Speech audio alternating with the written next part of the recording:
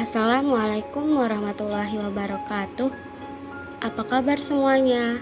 Hari ini kita akan membahas tentang sesuatu yang sederhana namun sangat penting dalam hidup kita, yaitu tolong menolong.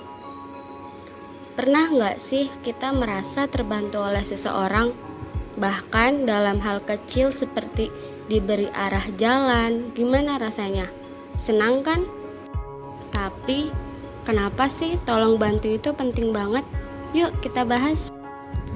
Pengertian tolong menolong. Tolong menolong adalah sikap saling membantu antara individu atau kelompok dalam melakukan kebaikan atau mengatasi kesulitan.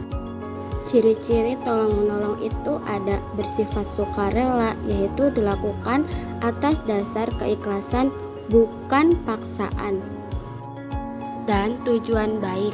Tujuan membantu orang lain bukan untuk keuntungan pribadi.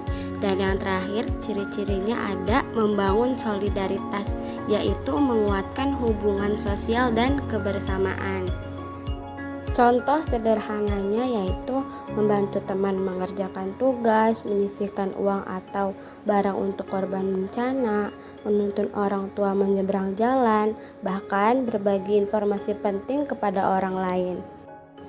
Nilai dalam kehidupan, tolong menolong tidak hanya membantu meringankan beban orang lain, tetapi juga menciptakan keharmonisan dalam masyarakat dan mempererat hubungan antar individu. Dalam agama, tindakan ini juga dipandang sebagai amal yang berpahala.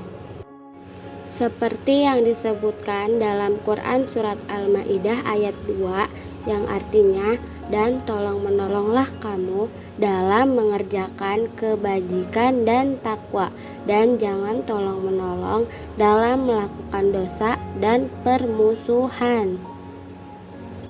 Sederhananya, tolong menolong adalah wujud nyata dari kepedulian kita terhadap sesama. Adapun manfaat tolong menolong secara individu, yaitu menumbuh kembangkan rasa empati dan membuat hati lebih tenang, bahkan bahagia. Begitupun dengan secara komunitas, yaitu membangun lingkungan yang harmonis dan menguatkan solidaritas sosial. Contoh kasus nyatanya ada membantu teman yang kesulitan belajar, menyisihkan uang untuk korban bencana, dan memberikan komentar atau mendengarkan curhat. Dampak jika tidak adanya tolong menolong itu, yang pertama, meningkatnya egoisme, seperti setiap orang hanya peduli pada dirinya sendiri tanpa membutuhkan orang lain. Dan yang kedua, mendukung hidup yang bertambah berat.